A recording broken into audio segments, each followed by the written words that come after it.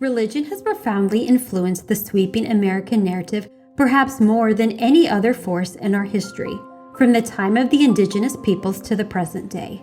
The National Museum of American Religion tells the surprising and compelling story of what religion has done to America and what America has done to religion, including the establishment of the revolutionary and indispensable idea of religious freedom as a governing principle in the U.S., inviting all to explore the role of religion in shaping the social, political, economic, and cultural lives of Americans, and thus America itself. Join us for Season 3 of our podcast series, Religion in the American Experience, as we follow scholars and others deep into America's religious history and learn how it can inform and animate us as citizens grappling with complex questions of governance and American purpose in the 21st century. Episodes will be released monthly on Apple Podcast, Spotify, or wherever you get your podcasts. Listeners, welcome to another episode of Religion in the American Experience, a podcast of the Digital First National Museum of American Religion. Follow us on Apple Podcasts, Spotify, Amazon, or wherever you get your listening fix. Lodged firmly in the American psyche and a bedrock part of American history is the Great Depression. Beginning with the stock market crash in October of 1929, the market losing 50% of its value in several weeks, and lasting a decade, it was the worst calamity to hit the United States since the Civil War. Unemployment soared, farms went under, long bread lines formed, people up and left their homes for a better place, and poverty skyrocketed. The emotional toll on millions was just as severe. For us, the question is, in what ways did religion, one of the greatest and most ubiquitous forces in our history, react to the Great Depression? Understanding this will help us better comprehend and perpetuate the American project, including the religion clauses in the U.S. Constitution. Congress shall make no law respecting an establishment of religion or prohibit the free exercise thereof. As part of our multi-episode series about religion in the Great Depression, Dr. Allison Green and Dr. Randall Stevens are joining us once again, this time together, to talk about the story of FDR's clergy letters. Dr. Allison Collis Green is Associate Professor of American Religious History at Candler School of Theology at Emory University and is an affiliated faculty member in the Department of History at Emory College of Arts and Sciences. He teaches United States religious history with interests in American religions as they relate to politics, wealth and poverty, race and ethnicity, the environment, and the modern rural South. He is author of No Depression in Heaven, The Great Depression, the New Deal, and the Transformation of Religion in the Delta, as well as a number of essays and articles on modern United States religious history in both scholarly and popular outlets. Dr. Green is also on the editorial board of the Journal of Southern Religion. Dr. Randall J. Stevens is Professor of American and British Studies at the University of Oslo. He is a historian of religion, conservatism, the South, environmentalism, and popular culture, and is the author of several books, including The Fire Spreads, Holiness and Pentecostalism in the American South, and The Devil's Music, How Christians Inspired, Condemned, and Embraced Rock and Roll, and was author of Recent Themes in American Religious History. Specific to our discussion today, he is the author of an article that came out in the October 2023 issue of Church History, Studies in Christianity and Culture, entitled The Dust Bowl, the Depression, and American Protestant Responses to Environmental Devastation. Allison and Randall, thank you so much for being with us today. Thank you for having me. Thanks for having us. First, and you can go Allison first, then Randall, please tell our listeners what we know about these FDR clergy letters. I think most of our listeners will not have heard of these.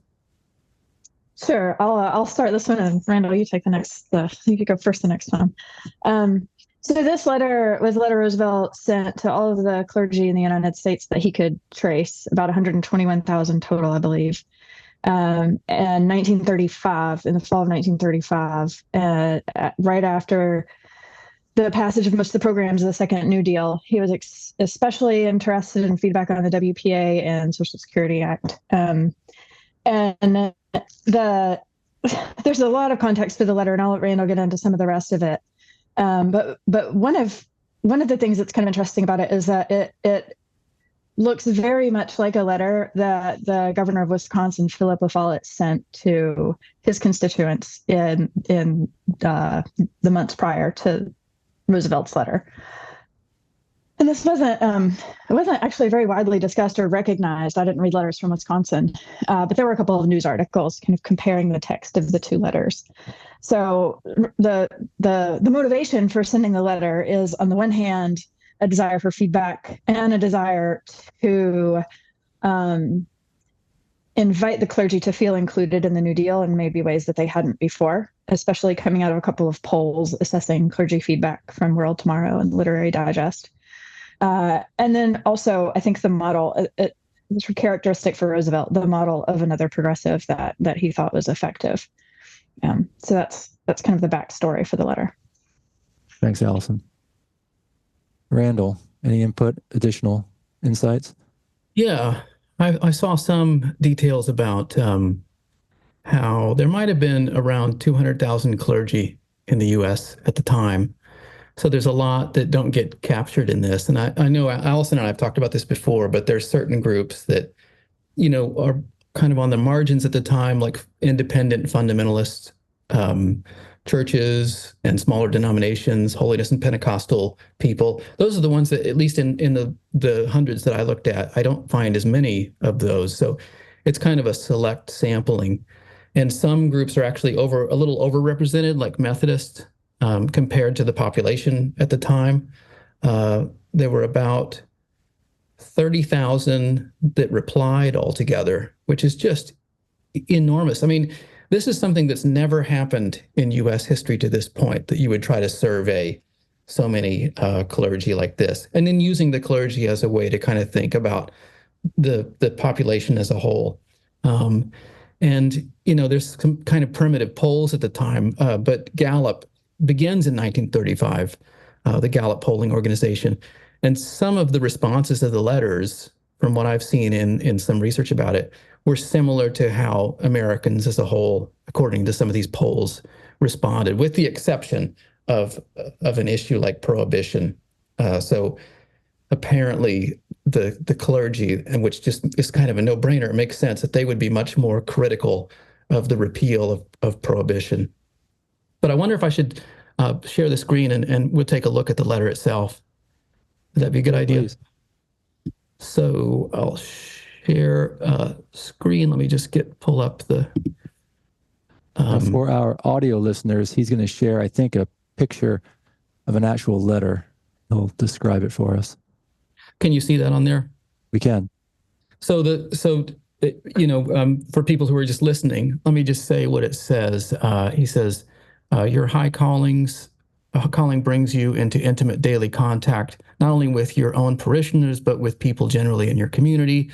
The third paragraph, which is important, he says, I'm particularly anxious that the new Social Security legislation just enacted, for which we have worked so long, providing for old age pensions, aid for crippled children, and unemployment insurance, shall be carried out in keeping with the high purpose with which this law was enacted. And then in the next paragraph, I shall deem it a favor if you will write me about conditions in your community. Tell me where you feel our government can better serve our people, which is the real key, I think, to the letter. And there is, Allison would maybe know more about this than I do, but there are some different views about to what degree Roosevelt was really involved in this and the planners of it. And then that spills over into the criticism of it, that, that this is just like a very cynical kind of partisan attempt to rope America's clergy into the kind of New Deal coalition and to make them feel like the president has sent this letter directly to them. At least in like the newspapers, they were very critical. Some editorials at the time about this were bringing that up, that this is a foreign letter. And even in some of the letters that were sent to Roosevelt from the clergy themselves, there was some of that kind of criticism that this was a sort of cynical ploy at the time. But I don't know if Allison saw that same kind of response. Yeah, that's definitely in some of the letters. It's kind of interesting because it's in a lot of the letters, but it doesn't stop very many people from then giving the feedback that Roosevelt asked for. Yeah. There was this guy, Aubrey Mills, who worked for the Department of Commerce, was assigned the task of counting the responses to the letters in November. So about 12,000 of the 30,000 letters that eventually came in had arrived by November. The letter was sent out, I believe. What was that date, Randall? I believe it's September. Late September. Yeah. So Aubrey Mills, he has all these charts where he counts the feedback on specific programs as well as overall feedback as favorable with criticism, unfavorable. I think there's another category, and he charts it. So every state has a bar graph that indicates favorable with criticism, or unfavorable. So I think in a minute, when Randall and I start to talk about the content of the letters, the places that we look at actually provide quite different content. And if you look at, say, Tennessee compared to, say, Kansas, you get a very different representation of approval on that bar graph as well.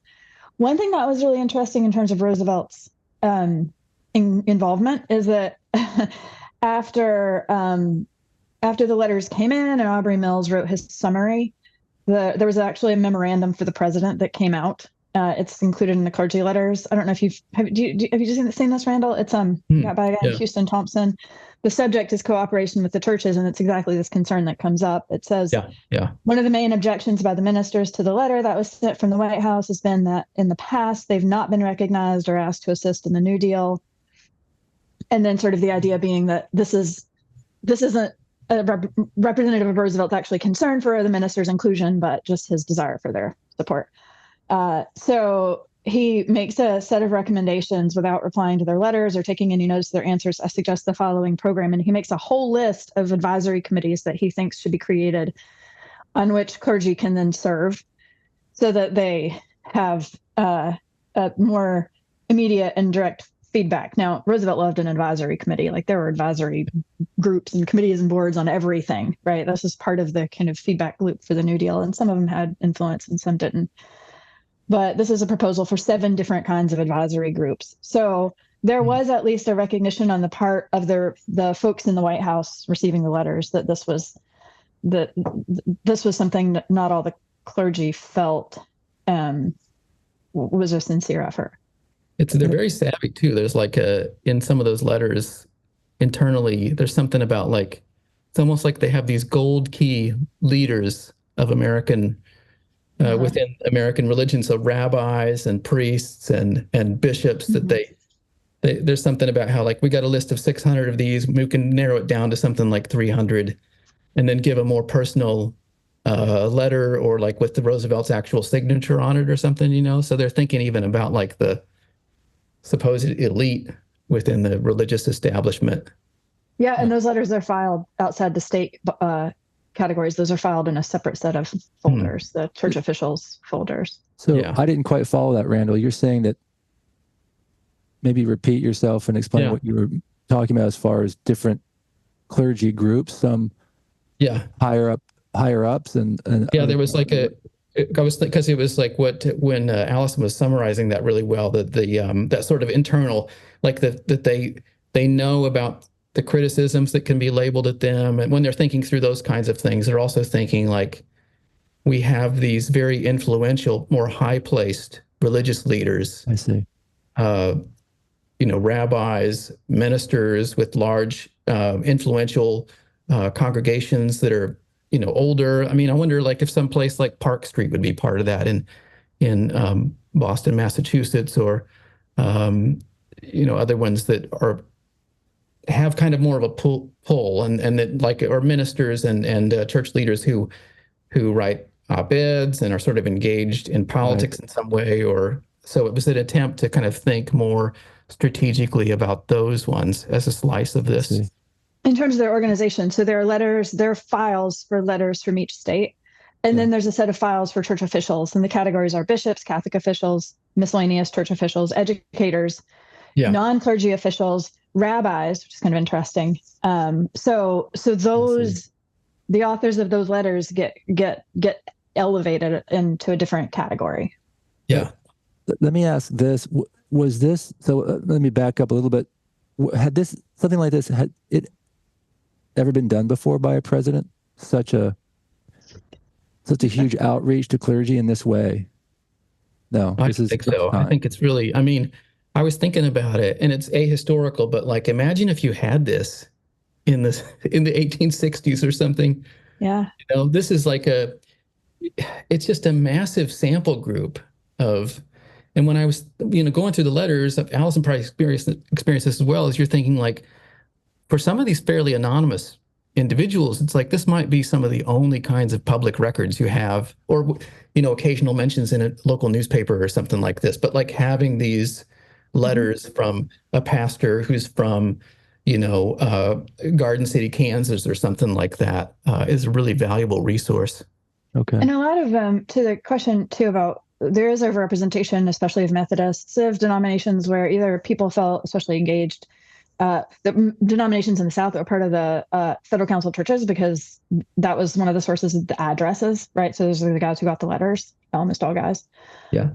But the letter was also published in local newspapers. And so a lot of people who didn't receive the clergy letter personally wrote back. I have tons of letters saying, well, you didn't find me, but, and some of the, some are not clergy, some are like the church mother or some other person in the church who feels responsibility. Yeah. And one of the challenges with these letters is that most of them don't identify the church or denomination of which they're part. So the overrepresentation of Methodists is real, but it probably is more dramatic because there are so many letters that are unattributed other than a scrawled name.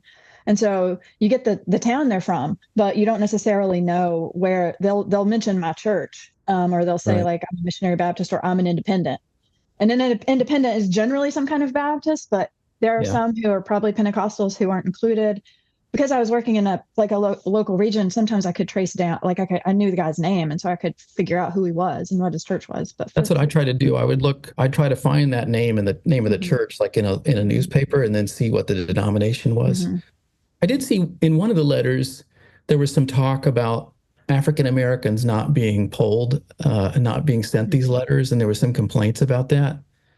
But also I was looking at some of these studies about it, and Black clergy that were in Texas and Alabama, the ones that they can identify and that they know by their race, were incredibly supportive of Roosevelt and the New Deal, according to this one particular survey, that there was like a very, and then the at the same time, some of these letters that came from these places like Alabama from white ministers would be complaining about Roosevelt's programs that supported minorities and supported Blacks. And some of the language would be really racist about that. Like some of the ones that I was seeing, it was stuff about like back to Africa. And you shouldn't be focusing on these undeserving minority groups. Now, do we know, I think you touched on this briefly, do we know how much of this was pushed by FDR himself? Was this like a project of his that he really came up with and got his hands into? Or I saw there was something about this, like in addition to, Allison mentioned Aubrey Mills with the Department of Commerce. There were also, it's fun as a historical question because there's sort of like, there's a little bit of a black box. We don't know some of the things in the planning of it. But one historian wondered if Lewis McHenry Howe and Stanley High were part of this, who were advisors to Roosevelt, and that had done, I think, similar kinds of outreach campaigns. So there's questions about like, who's part of this? I mean, obviously he has to approve of it. Sure. And the other thing too is since it's not an election year itself. So I think that there was a sense that maybe they're protecting themselves a little bit from accusations of partisanship and wheeling and dealing. I thought maybe it would be helpful if one of you, Miranda, you read a few lines, but if we read the letter so that everybody can hear that's listening what this letter exactly said. And they're all the same, right? It's a form letter. Could one of you read through the letter for our listeners? Let's see here. Let me pull that up again. And then we'll talk about some of your findings, maybe most poignant or most revealing. Each of you can share a few responses to this letter. Yeah. Allison, do you want to read it or? That doesn't matter. Happy to. I'm told when I quote Roosevelt, I make him sound Southern, but so I guess it depends. Let's have a Southern He did well in the Southern South. Roosevelt. He did well in the South. So. All right. So this is, I said September 24th, 1935. Reverend and dear sir, your high calling brings you into intimate daily contact, not only with your own parishioners, but with people generally in your community. I'm sure you see the problems of your people with wise and sympathetic understanding. Because of the grave responsibilities of my office, I am turning to representative clergymen for counsel and advice, feeling confident that no group can give more accurate or unbiased views. I am particularly anxious that the new Social Security legislation just enacted, for which we have worked so long, providing for old age pensions, aid for crippled children, and unemployment insurance, shall be carried out in keeping with the high purposes with which this law was enacted. It is also vitally important that the Works program shall be administered to provide employment at useful work, and that our unemployed, as well as the nation as a whole, may derive the greatest possible benefits. I shall deem it a favor if you will write me about conditions in your community. And I want to pause there and say, people did this. Like the detail that they gave about conditions in their community, that's my favorite line of the letter, because people took it really to heart and just wrote pages about their own communities, which is a remarkable thing for a historian to have. Sure. Tell me where you feel our government can better serve our people. We can solve our many problems, but no one man or single group can do it. We shall have to work together for the common end of better spiritual and material conditions for the American people. May I have your counsel and your help? I am leaving on a short vacation, but will be back in Washington in a few weeks, and I will deeply appreciate your writing to me. Very sincerely yours, Franklin Roosevelt. I think this is also right before he embarks on a tour of the Great Plains. Oh, is it? That's the vacation? Some kind of vacation. I wonder, I was sort of wondering about that, like even like when it was written, and the sort of strategic part of it and how much they thought about that. I mean, I'm not entirely sure, but okay. So 121,000 of these went out. 30,000, I think somebody said, came back over time. Let's have from each of you, we can sort of toggle back and forth, share with the listeners. And if you have pictures, you can share it as well to those who are watching the video. But share some excerpts from some of the responses that you think are either most representative or most poignant or most revealing, etc. So go ahead, and Randall, let's start with you, and we'll just go one on one. So I was really zeroed in on Nebraska, Colorado, Kansas, Texas, New Mexico, Oklahoma, in looking at the Dust Bowl. So this one is from Guyman, Oklahoma. It's a Methodist pastor, R.L. Wells is his name. And Guyman is in the Panhandle, and that's an area that was hit hardest by the dust storms and the drought and everything else. And 1935 was a terrible year for that. So he says, we are in a section of the nation that has had 4 years of crop failures and 2 years of terrible dust storms. Hundreds of families have left this district rather than face what seemed imminent starvation. And then Wells then goes on to blame industrial farming, high taxes, Mother Nature. And he's as a Methodist in Oklahoma, which he could have been a Republican, he could have been a Democrat, but he praises the administration's efforts. And he says, in fact, only the wheat allotment money has enabled our population to remain here. And this, along with the various loans by government agencies, has meant food for man and beast. And then what he's referring to there is the government's cash payments to farmers to reduce the surplus of their goods on the market.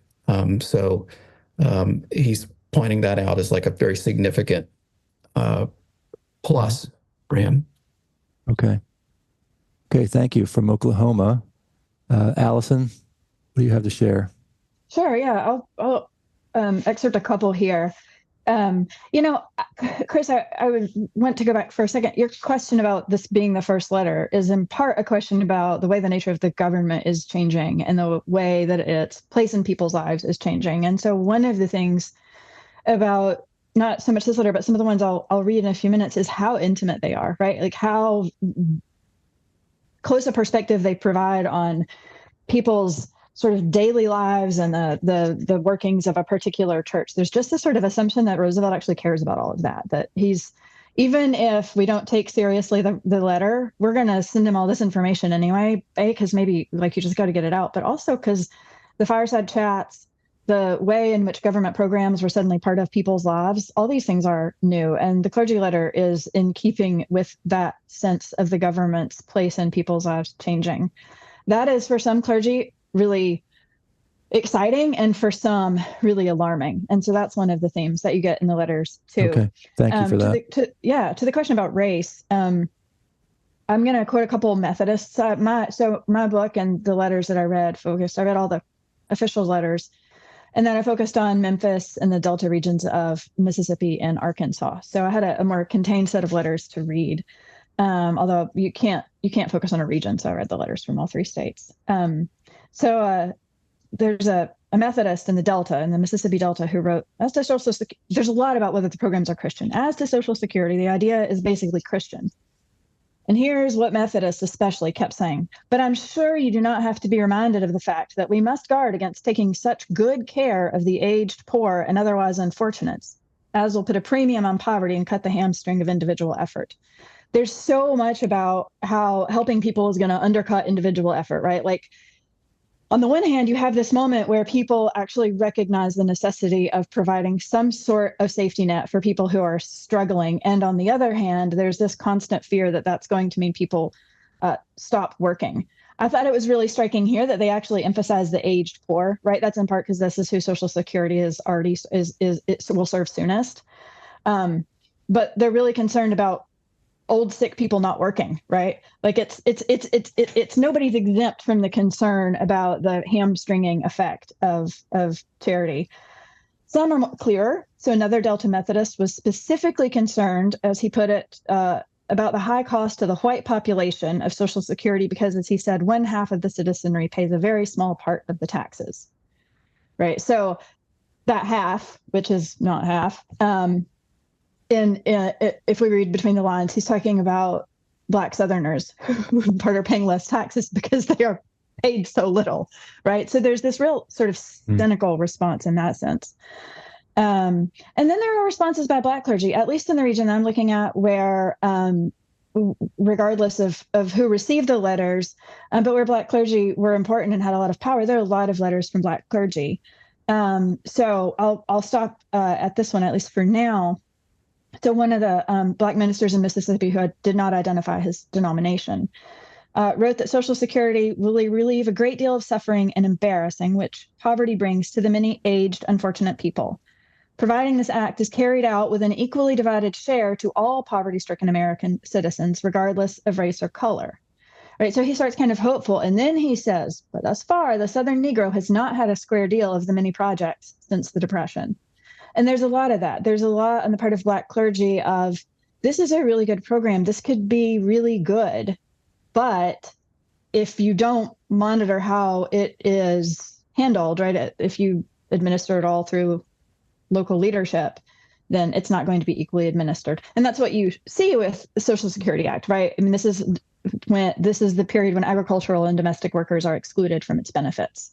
Mm-hmm. So his concerns are not without cause. And also, isn't it the case that, like African Americans who were part of the works programs were paid less and overall, like, they received less? Yeah. So they weren't, there were safeguards in place so that African Americans who were employed through the works programs, and WPA, by the way, had a much better employment record for Black Americans than did the works programs that preceded it. And it had provisions in place that people doing the same work could not be paid differently in the same place. There had to be a set minimum wage. Mm-hmm. So, and we talked about this last time, Chris, what happened is that Southern white administrators who are in charge reclassify Black workers in different categories. And so they create basically proxies for the dual wage system in the South by reclassifying Black workers who are doing the exact same work as white workers as in some way more menial in their work, so that they are then paid less. So it happened in like automotive industry. It happened in all kinds of industry. So on the one hand, you have these programs that actually have safeguards in place, and then you have local administrators who find really clever ways, or maybe just cruel ways, of getting around those safeguards. Okay. Thank you, Allison. Randall, another letter you want to share? Yeah, this is a good this is a good sort of pairing with what Allison was talking about. So I apologize. This is another Methodist, but there are just so many in Kansas and Oklahoma. It's like you throw an egg out the window, you're going to hit a Methodist. So this is Charles Brooks in Mangum. That's in the southwest part of Oklahoma. And he said to the president, he said, I'm a Democrat. But then he warned Roosevelt that his policies would spell ruin for the country. And then he used this well-worn metaphor that you see in all sorts of cartoons at the time of the Trojan horse, And he says, quote, for more than a quarter century, socialism has been steadily battering at our gates. With pain, I have noted the increasing curiosity and credulity of our people in respect to it. And now, as a climax, I am forced to view the amazing spectacle of a democratic administration going out and dragging in the wooden horse of the socialists. And then this was reprinted in the Pentecostal Holiness Church's publication. And there's many of them who were in Oklahoma. That's a white church. And it was actually a 14-page letter. It was really a screed, a kind of type. And then quite a few newspapers around the country that were anti-Roosevelt reprinted this as well. So for some reason, it got out there in the public and was aired, which you occasionally see with other ones too. This letter from the Methodist, this was a black Methodist minister? No, this is a white Methodist minister. And it got picked up by a white Pentecostal publication, and then it appeared in different newspapers. Okay, and it was around the country. It was a 14-page screed. You say against socialism, against Roosevelt, saying that Roosevelt. Right. There's some of these great cartoons from this era that show Roosevelt in league with Stalin, or one was I saw recently was like it was a chair or something that Uncle Sam was sitting on, and it said U.S. on the back of it, and then it had Roosevelt as this little diminutive creature painting USSR on the back of it. So it's like turning the U.S. into the Soviet Union. Okay. So that's a trope. It's a trope that we see all the time today. In our modern world, but that red baiting like that of accusing anyone who's to the left of Genghis Khan of being a communist is you see that quite a bit in some of these letters. So the clergy were engaged with that and were aware of it and were concerned about it from their religious and spiritual perspective. Okay. Yeah. And then that would get roped in sometimes to the administration's recognition of Russia. Right. That really was a thorn in the side for a lot of evangelicals. That and prohibition were things I saw pop up quite a bit. Okay. In on the Great Plains. Thank you, Randall. Allison, another. Yeah. Well, I guess since I was going to say prohibition, but I'll dive in there in a minute.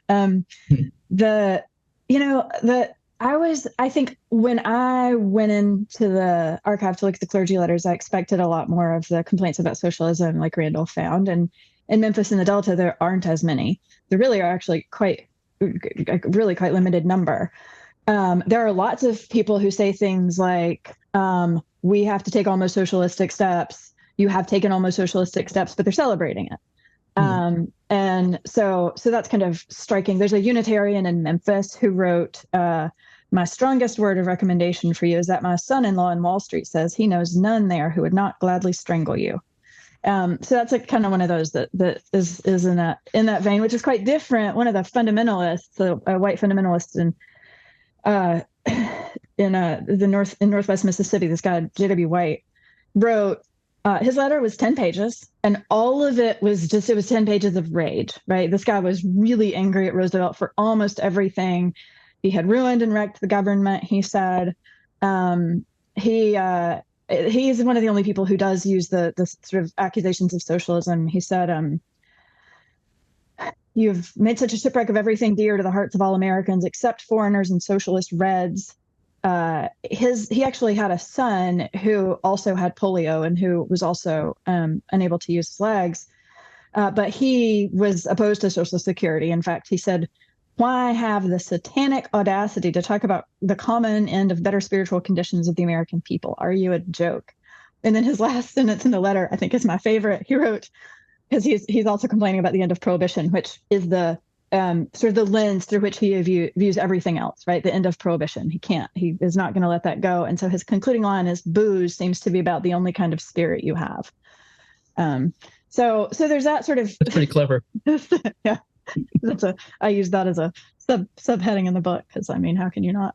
So there are those letters, and then the other category, which I saved for last because I think is the most important, is that there's a really large set of letters that are looking very directly at the relationship between church and state and what the New Deal means for it.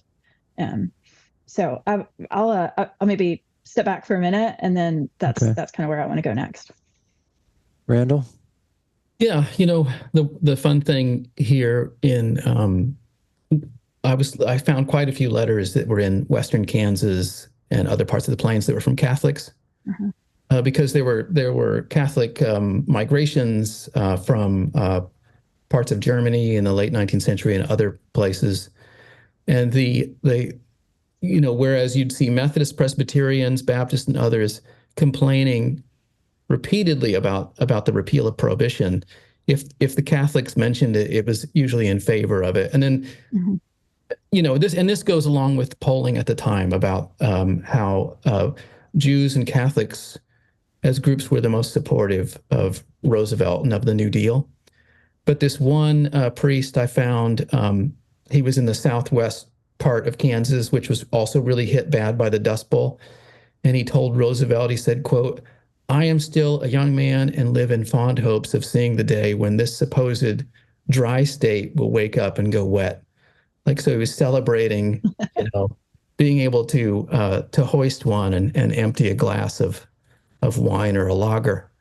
And I saw other Catholics who would weigh in on that and say that they supported that. But the prohibitionist stuff, especially in Kansas, because Kansas had a prohibition law in place in 1880. And when we look at the tabulations that Allison was talking about, the tabulations of these letters and if people approved or disapproved, Maine and Kansas were pretty high up there in the disapproval for the 48 states. No, wait a second. Is it? Yeah, it's 48 states at this point, right? Without Hawaii and Alaska. I think so. Sorry, I brought the podcast to a halt with a. I know, I'm counting. But anyway, right. So Maine also has very early prohibition laws. And it just makes sense that when you're polling clergy in those two states, that you'd find that. So one of these letters too this is a Christian church pastor in Greensburg, Kansas, picking up on what Allison said about it.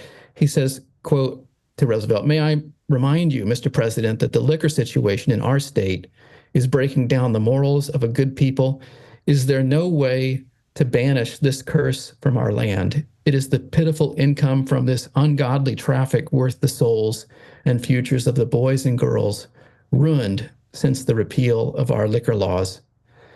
And it made me wonder, as I was reading through these, I was kind of thinking, there's a great story here about, when does that diminish, I mean, I know that my grandma and grandpa, who lived in Kansas, and he was a pastor, and she played organ in his churches, they were part of the my grandma was part of the WCTU into the 1960s, which seems really late, the Women's Christian Temperance Union. So I was thinking, it's fascinating that, this carries on, this anti-alcohol staunch prohibitionism, but it must have been really, in the decades right after this, you must have been seeing a diminishment of that. Okay. Fascinating Catholic responses. Thank you, Randall. Allison,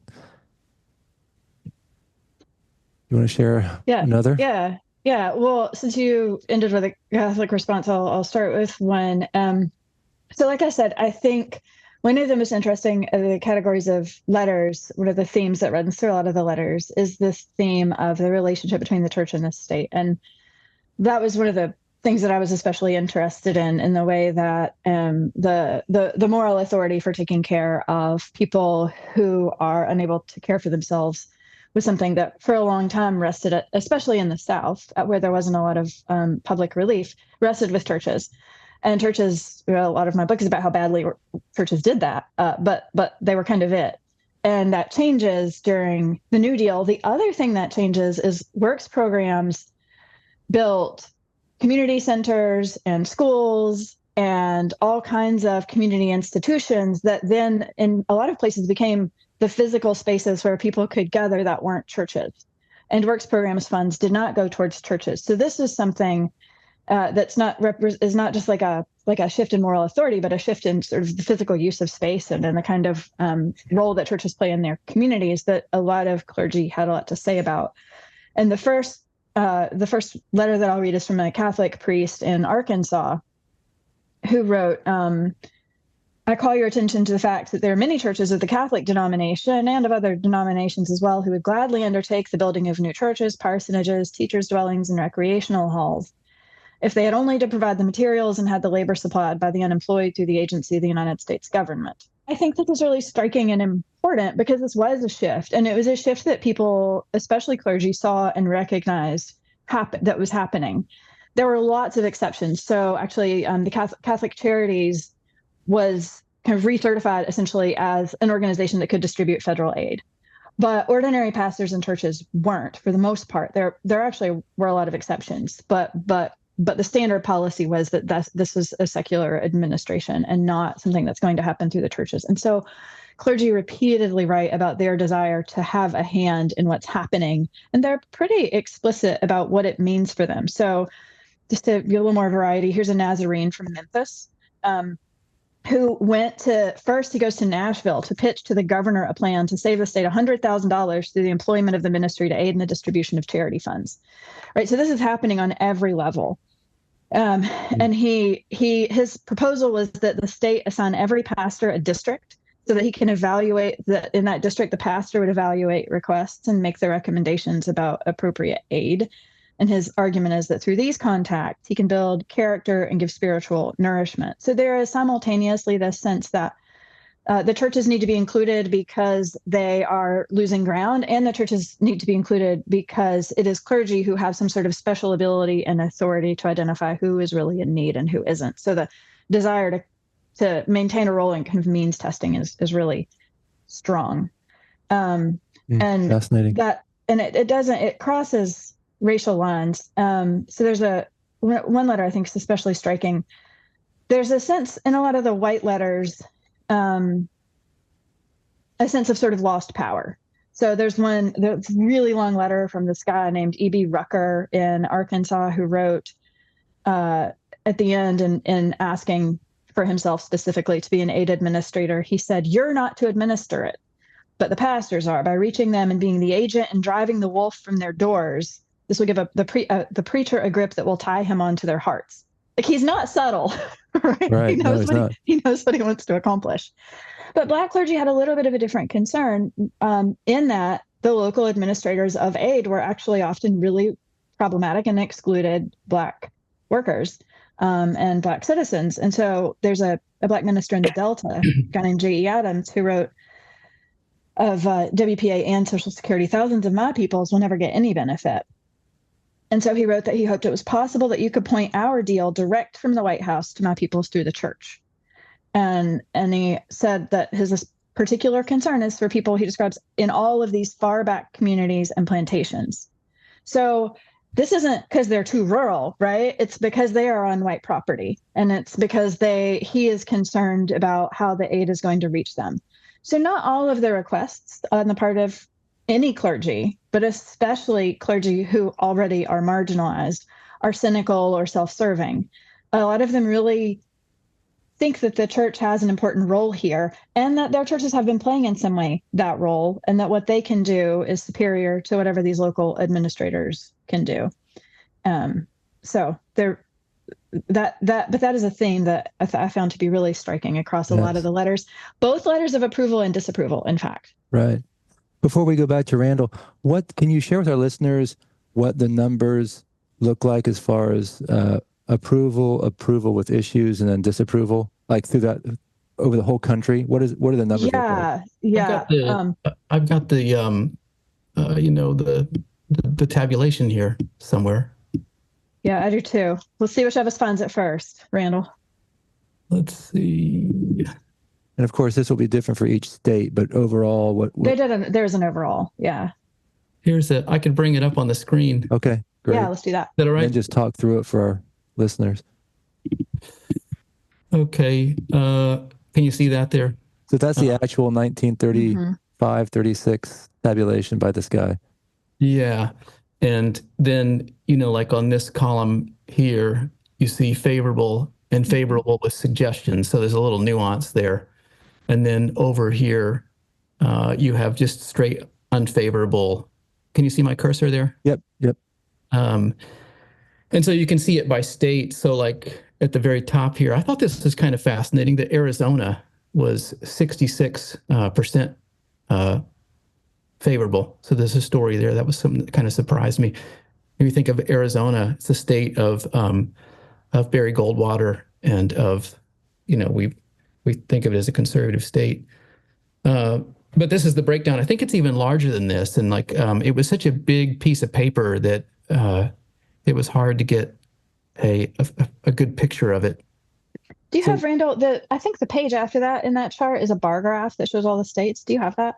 Let's see. I don't know if so the country as a whole, what are the numbers like? Just I don't know if it has I'm not sure if it actually has a there is. I've written about it somewhere. I need to find it.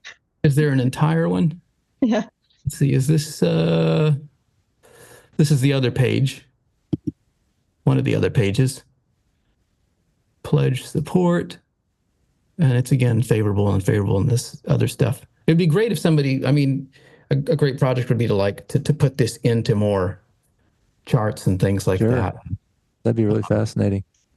I can find the numbers. I've written about them somewhere. Yeah, if you could share those when you get them, Allison, I think that'd be interesting for our readers. Chris, I can send you. I don't have it on the right computer because the computer I did this research on is an old computer, and I think we're not at the point where I'm going to pick up my computer screen and turn it around. Oh, okay, got it. Do you all remember, ballpark, what the numbers look like for the nation? Oh, I was going to say I can send you the bar graph of the states, which is actually really interesting. It's on overall nationally, it's on the positive side. Okay. Yeah, whatever that number is, but it's positive, generally more positive than negative from clergy. And that, from what I understand, that also matches what we have from some of that primitive polling. Okay. In the middle of the 30s nationally. So the clergy match up somewhat with the general population. And it sounds like, at least actually, here it is. Allison. The tabulation was that 84% were favorable or favorable with criticism. Okay. Of the letters. Okay. So that's a lot. That's a big win. That's a huge win. Yeah. Now, and that was nationally. That was the total. Okay. Yeah. And I'm sure I think this is a good this would be a good data science project. We're all about data these days. But were there some letters where the clergy just opened up and were effusive in their gratitude because of their sort of on the ground dealings with this rise in poverty? Did you? Oh yeah. Any excerpts you could share? I think the record from Nebraska, at least, there's been a study about Nebraska that maybe it was 600 letters or less than that from there. But the work programs there was a lot of positivity about that. There was positivity about about Social Security as well. And you do see, I can't think of anything in particular, but other than that one I started out with where it was saying this is really what saved us in this community. Right. Yeah, you did share that. But in my area on the Great Plains, you'd usually see that positive bit, and then you'd see the negative stuff about, that FDR wasn't being appropriately religious publicly, or wasn't attending church as much, or was I see. One just real quick, if I can say it. This is one of my favorite lines. Yes. From so in the Midwest on the Great Plains, there was a lot of criticism of some agricultural policies that were meant to reduce the surplus, of agricultural goods, and so that meant destroying crops and also even killing animals, So this one letter from a Kansas Presbyterian, it's just this one line. He said here, he said, quote, "Unwise killing of pigs has robbed us of our sweet bacon." Okay, that may be the best line. Thought about using that as like the pre-colon part of a title somewhere. Good. Right. That's really good. Okay. Chris, to your question about effusive praise, there are lots of examples, and I can give you a few. So this is sort of a mishmash of excerpts from different letters. Okay. I was looking too for people who spoke of Roosevelt in Christian terms.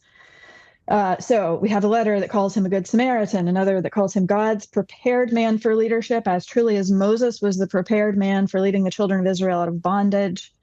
Another, a Mississippi Baptist, those Baptists love to get King Jamesy. He wrote, "Who knoweth but thou didst come into the nation for a day like this?" And he said the president, this is the same guy, manned the ship of state so securely and succored a bleeding nation. There's an Episcopalian in the Delta who writes that he sees a striking comparison of the present administration to early biblical records. Now that is really common. And then there's always the Methodist. There's an Arkansas Methodist who writes, "I know of no president in history that the people as a whole has more faith in." And then he actually describes, this is kind of gets at the kind of micro level. He describes the wages in his church. Says the average wage in his church is $33 a month for families of up to 12 people. And the members of the church believed Roosevelt was doing what you can for humanity nonetheless, and thought of him as a big brother beloved. And so this is the kind of language that a lot of these clergy are using as they ask for specific help. Another Methodist in Memphis had a large congregation. He had 550 members, and he listed every deficiency, delinquency, or dependency among every member in his church. Wow.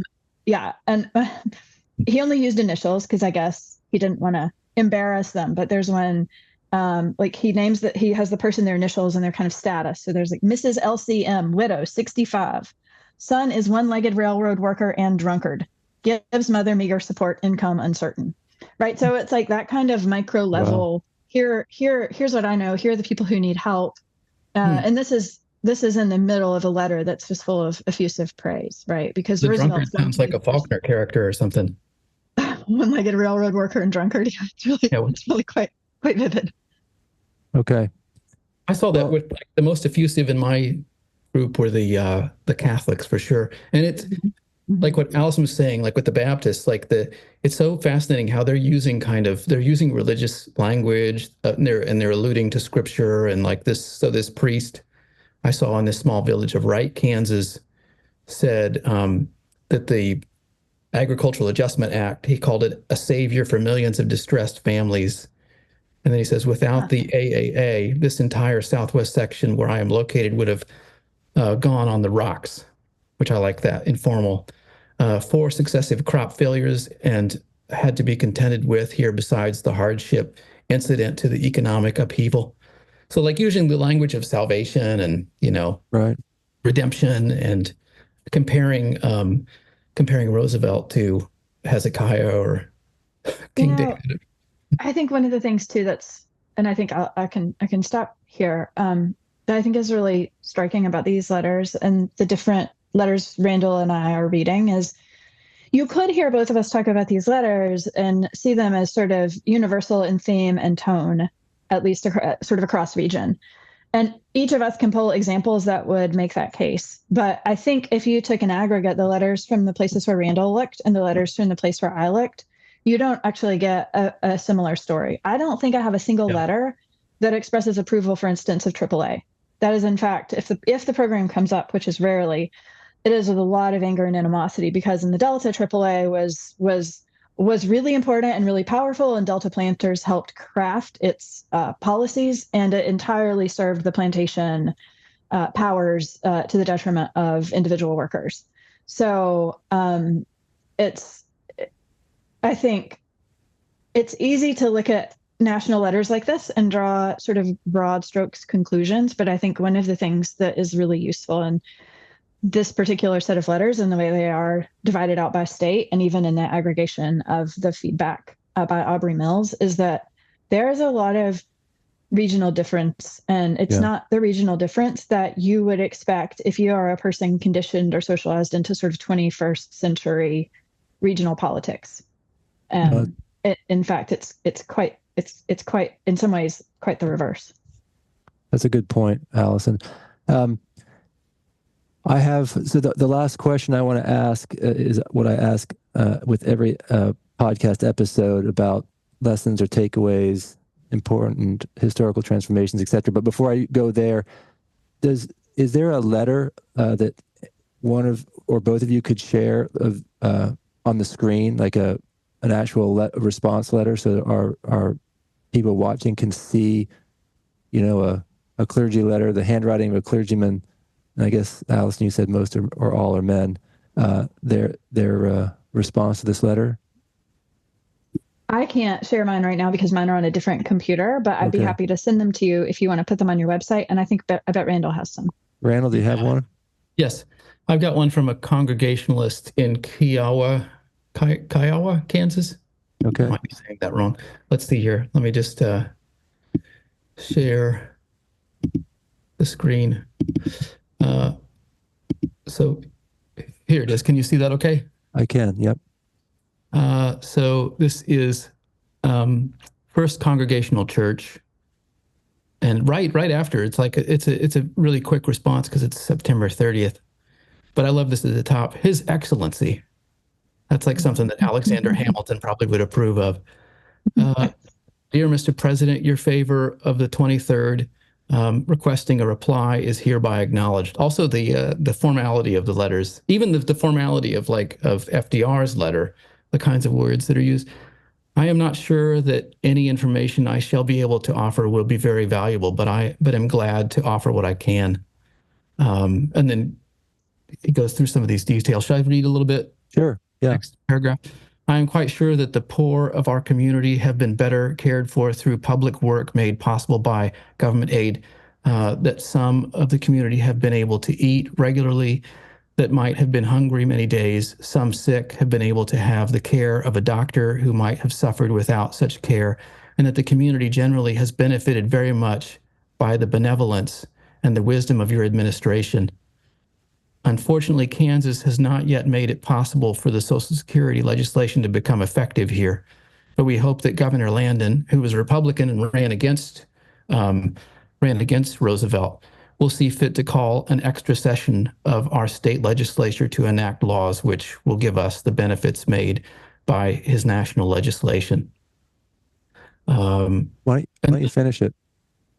Okay, I am able to assure you that the benefits that have been given to our farmer friends have greatly benefited them and stimulated businesses generally in our community.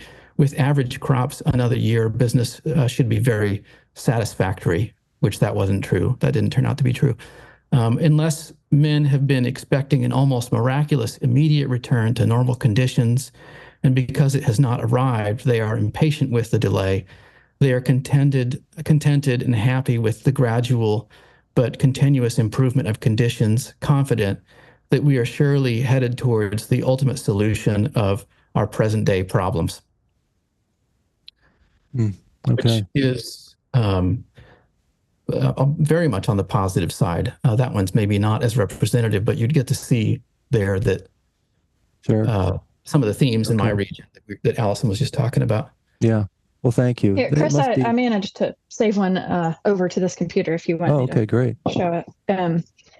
I think, and I'll show this on this. Let me see. I don't know what we're going to get when we screen share. Hang on a second here. Here we go. Yeah, here we go. I think one of the things that's kind of striking about these letters is that so the coding that led to the sort of positive, negative, you can see it on all these. They're all coded. These were clearly actually all read by officials. They have underlining, they have marking. This is a completely random one that I picked up. So this is from Canton, Mississippi. That's outside Jackson. And a lot of the ones I read, most of the ones that I read are handwritten. This one's actually legible. Dear sir, I received a letter from you a few weeks ago asking for counsel and advice relating to old age pensions, etc. Allow me to say the conditions are very distressing. The people have no work to do to get money to pay their tax, and I have scores of helpless people who needs aid. I shall ask for the people, if you can give them aid, it would better serve our people to send it to some responsible person or organization. And so that's like, again, that's the sort of concern about who is mediating this aid. I have, to my knowledge, 80 old age, 8 cripple, 35 unemployed.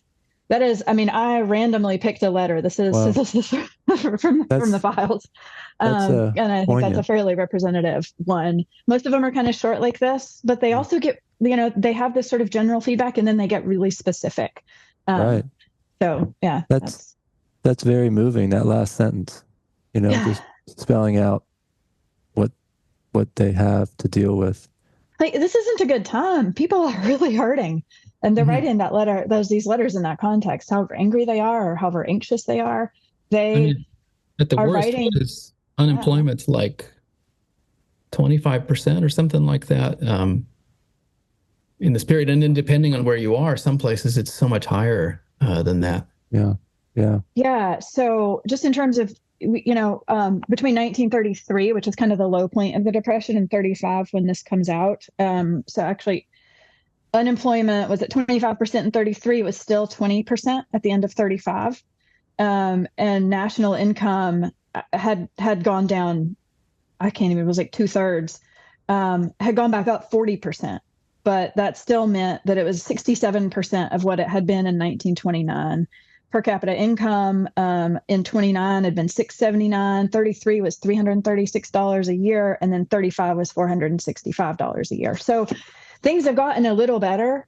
There's definitely a trajectory in 1935. Right. It is not uniform. It isn't national, but it's not good. Yeah, it's not over. Yeah. And in the Dust Bowl, it's worse. Right. Well, let me ask this last question, and then we'll conclude. Allison and Randall, as we conclude, do either of you want to share any lessons or takeaways from the letters, either in terms of important historical transformations you are charting, or in terms of helping us better understand our present moment in the American narrative? Allison, why don't you go first? I can go ahead and start. Okay, Randall, go ahead. I guess I would say that having looked at a lot of other sources, it's made me think,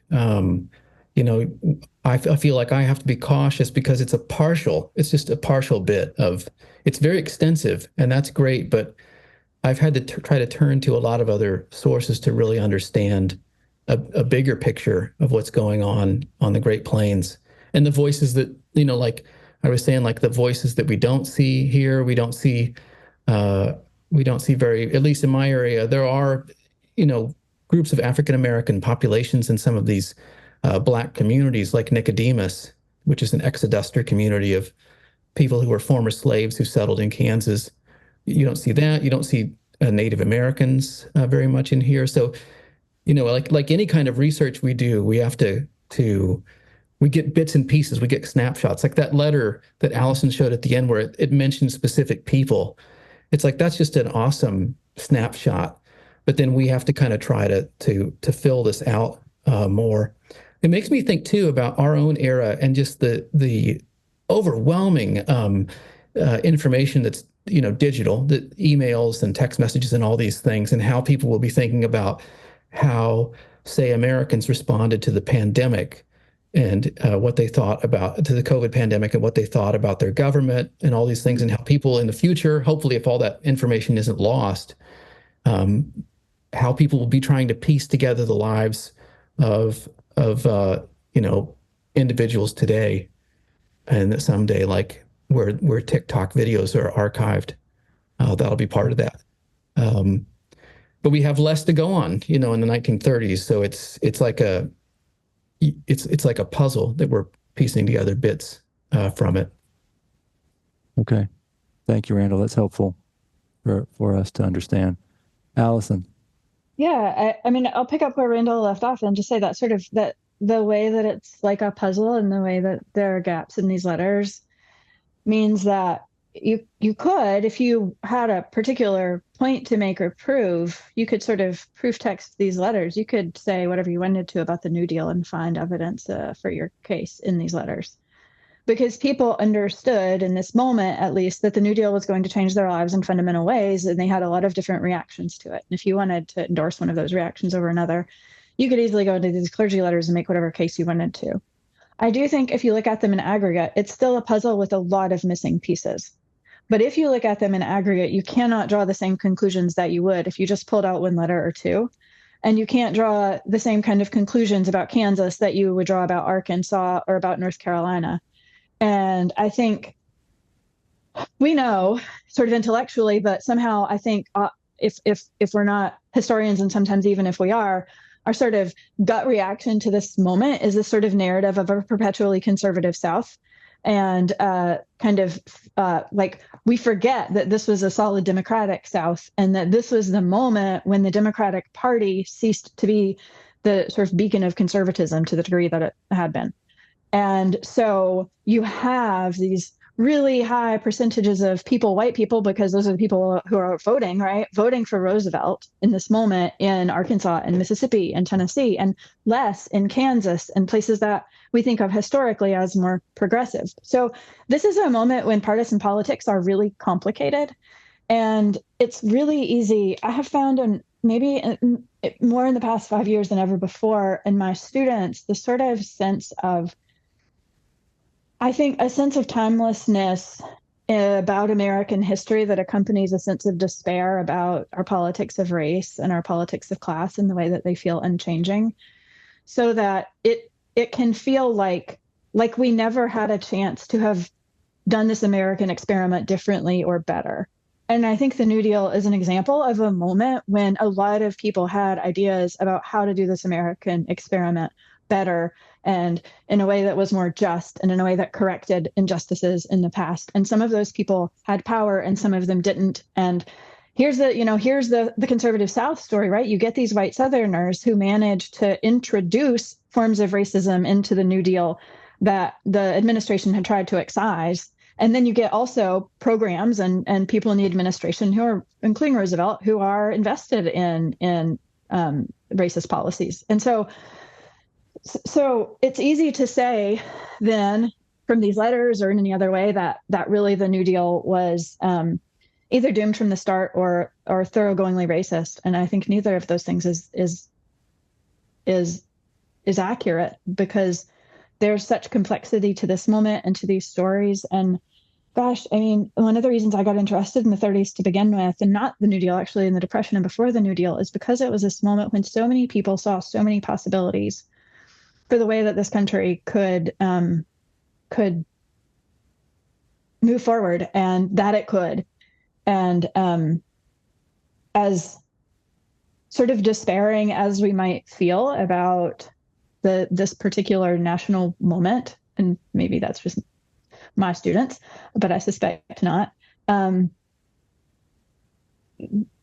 There is precedent for people rallying together in really hard moments and trying to imagine something better in solidarity with each other, instead of kind of always at odds. So I'm not really a peddler of hope, but I do think that there's something about this moment that's pretty profound. Thank you both. And is it fair to say that this, the FDR clergy letters, opens up a window to a particular moment in